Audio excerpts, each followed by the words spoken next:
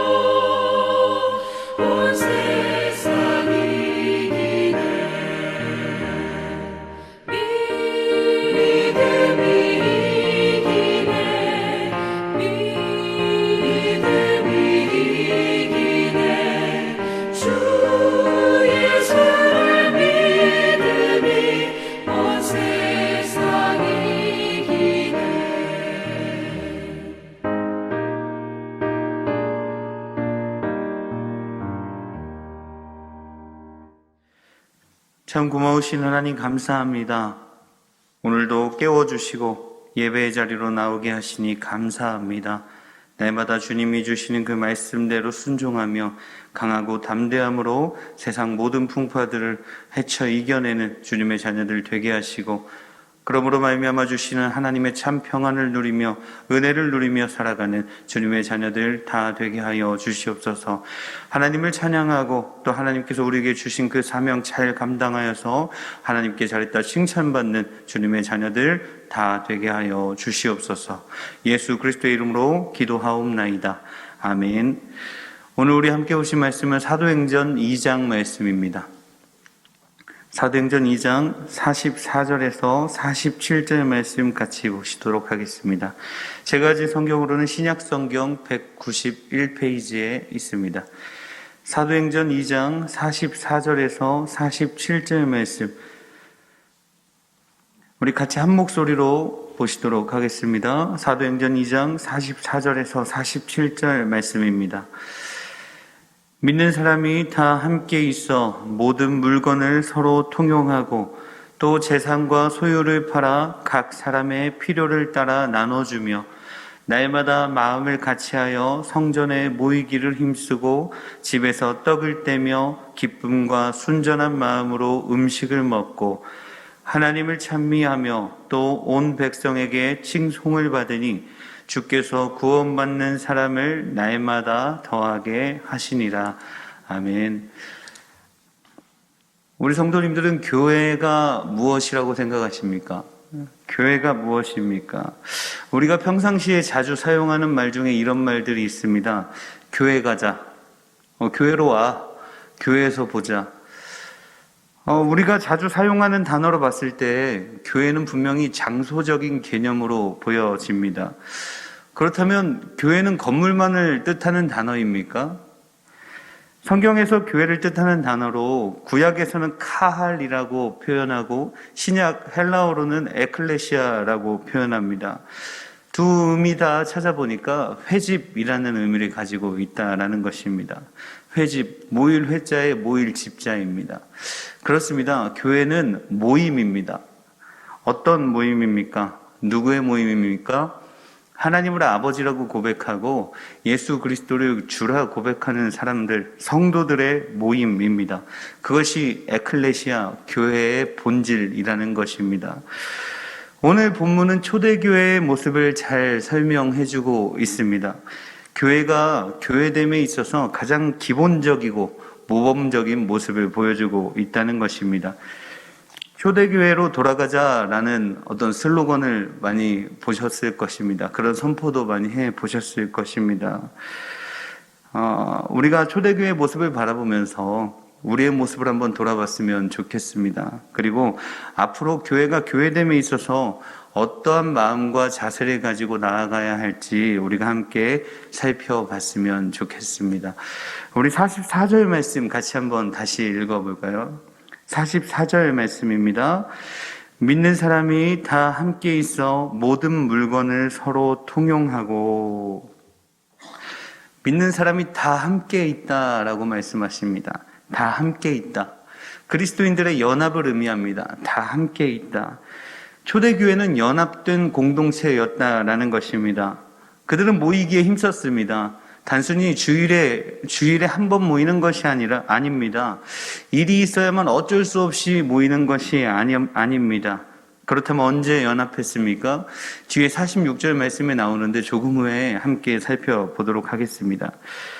방금 함께 읽으신 44절 말씀에서 믿는 사람이 연합해서 모든 물건을 서로 통용했다라고 말씀합니다. 그리고 45절 말씀에는 재산과 소유를 팔아서 각 사람에게 나눠줬다라고 말씀합니다. 문자적으로 오해가 있을 수 있습니다. 이거 너무 공산주의적인 것이 아니야 라는 생각이 들 수도 있습니다. 모든 것을 팔아서 똑같이 균등하게 나누는 것이 공산주의이기 때문입니다. 그런데 큰 차이가 있습니다. 어떤 차이입니까?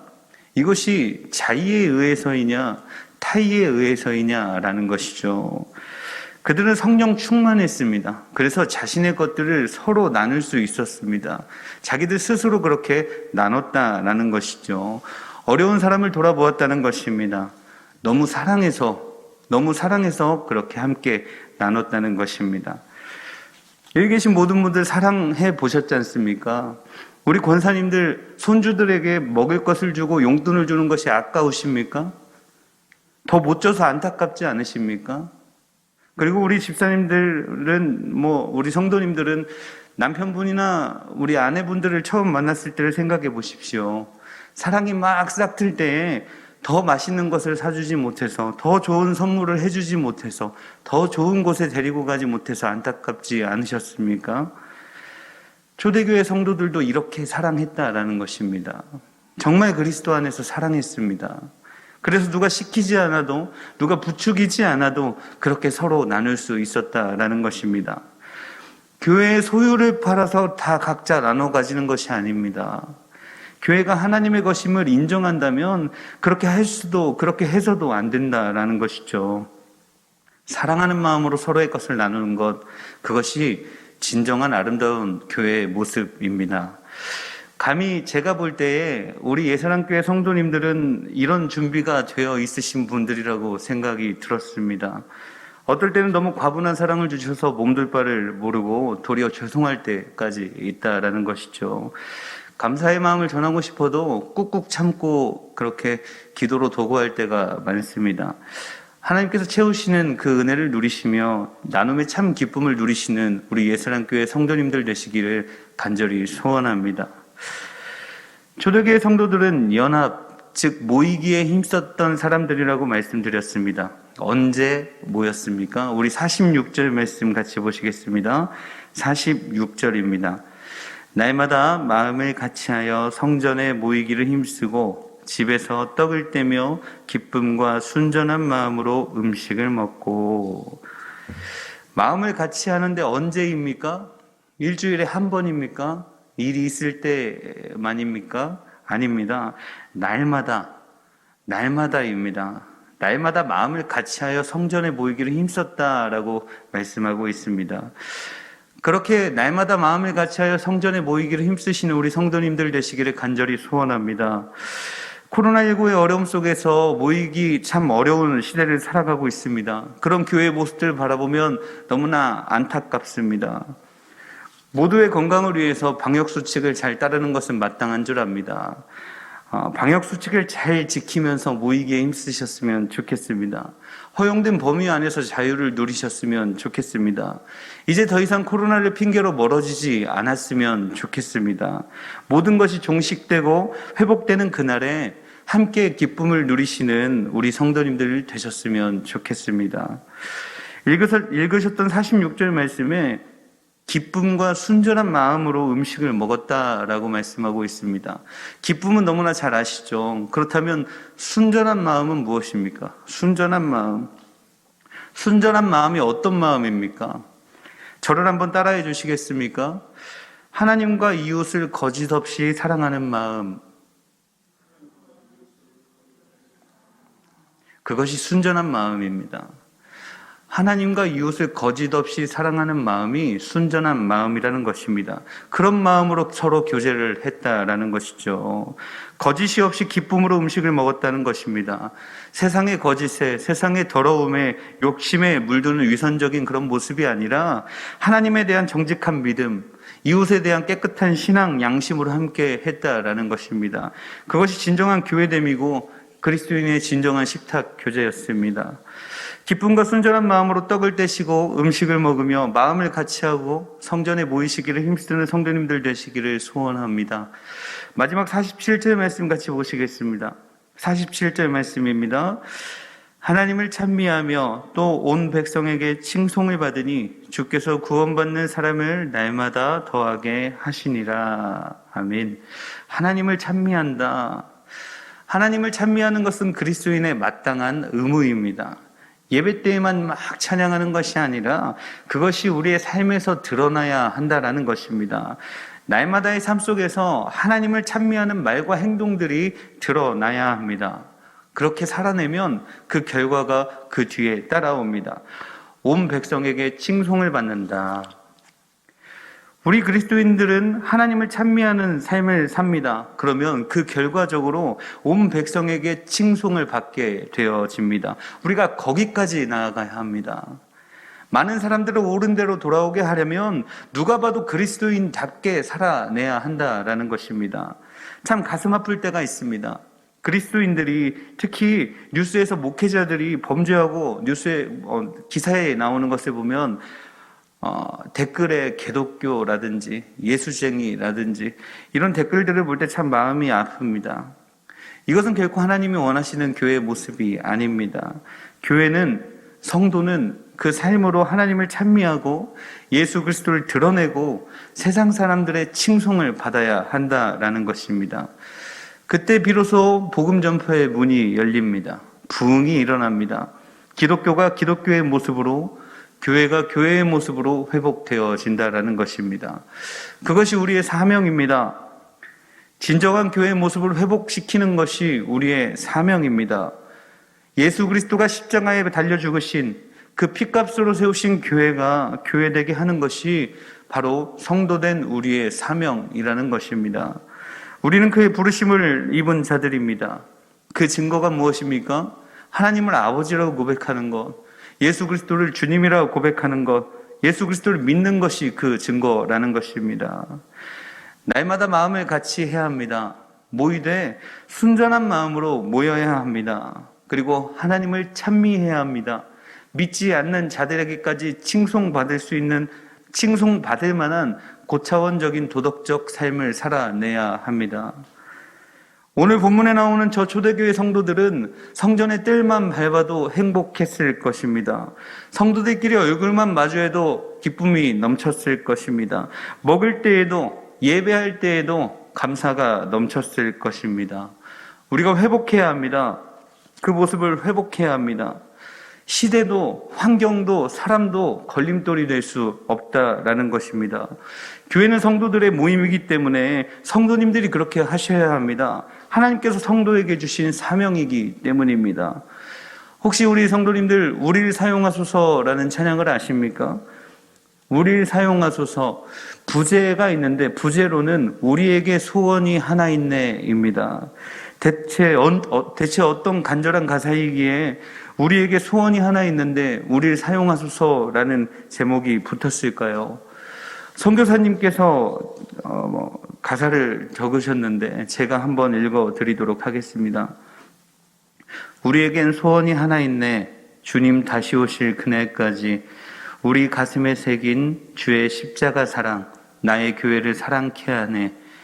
주의 교회를 향한 우리 마음, 희생과 포기와 가난과 고난, 하물며 죽음조차 우리를 막을 수 없네. 우리 교회는 이 땅의 희망. 교회를 교회되게, 예배를 예배되게 우리를 사용하소서. 진정한 부흥의 날 오늘 임하도록 우리를 사용하소서. 여러분, 이 곡에 나오는 그 소원이 무엇입니까? 우리에게 소원이 하나 있다고 하는데 그 소원이 무엇입니까? 교회가 교회되는 것, 예배가 예배되는 것입니다. 그리고 진정한 부흥의 날이 임하는 것입니다. 이 귀한 일에 우리를 사용해달라는 간절한 기도고 간절한 선포라는 것이죠. 이 모습이, 이 찬양 가사의 이 모습이 오늘 우리가 읽으셨던 본문에 잘 나타나 있습니다. 그렇게 살아내야 합니다. 교회가 교회되고 예배가 예배되는 일에 귀하게 쓰임 받으셔야 합니다. 우리 예수님교회 성도님들 한 사람 한 사람이 교회이십니다. 교회가 교회되셔야 합니다. 그리고 예배가 예배되게 만드셔야 합니다. 그때에 부흥의 역사가 일어난다는 것입니다. 진정한 부흥의 날이 임한다라는 것입니다. 저는 믿습니다. 우리 성도님들을 통해서 교회는 교회될 것을 믿습니다. 우리 성도님들을 통해서 예배가 예배될 것을 믿습니다. 부단히 노력하시고 오로지 기도하시는 우리 성도님들 되셨으면 좋겠습니다. 그때에 우리 아버지이신 하나님께서 우리를 불쌍히 여기시고 오직 정의를 물같이 공의를 마르지 않는 강같이 흐르게 하실 것입니다. 나의 생명조차 조금도 귀한 것으로 여기지 아니하겠다 선포했던 사도 바울처럼 귀하게 사명 감당하셔서 하나님께 잘했다 칭찬받으시는 우리의 사랑의 모든 성도님들 되시기를 간절히 소원합니다. 우리 주기도문으로 예배를 마치도록 하겠습니다. 하늘에 계신 우리 아버지여, 이름이 거룩히 여김을 받으시오며 나라에 임하옵시오며 뜻이 하늘에서 이룬 것 같이 땅에서도 이루어지이다. 오늘날 우리에게 일용할 양식을 주옵시고 우리가 우리에게 죄 지은 자를 사하여 준 것 같이 우리의 죄를 사하여 주옵시고 우리를 시험에 들게 하지 마옵시고 다만 악에서 구하옵소서. 대개 나라와 권세와 영광이 아버지께 영원히 있사옵나이다. 아멘. 우리 시간 말씀을 기억하시며 함께 기도했으면 좋겠습니다. 하나님, 교회가 교회되는 일에 우리를 사용하여 주시옵소서. 하나님, 예배가 예배되는 일에 나를 사용하여 주시옵소서 기도하시고, 초대교회처럼 성전의 뜰만 해봐도 감사와 찬송이 넘치는 그런 우리의 사랑교회 되게 하여 주시옵소서 기도하셨으면 좋겠습니다. 그리고 끝까지 주님이 주신 아름다운 그 사명 잘 감당하여서 초대교회의 모습으로 회복시켜 주시옵소서 그렇게 기도하셨으면 좋겠고, 우리 고3 수험생들을 위해 기도해 주셨으면 좋겠습니다. 시험이 얼마 남지 않았습니다. 아이들 준비한 것들 최대한 잘 발휘하여서 하나님을 의지하고 하나님께 영광 올려드리는 우리 아이들 되게 해달라고 기도해 주시고, 코로나19 바이러스가 속히 종식되어서 교회가 모이기에 힘쓰는 그런 교회들 되게 해달라고 기도해 주시기 바랍니다. 우리 함께 기도하도록 하겠습니다.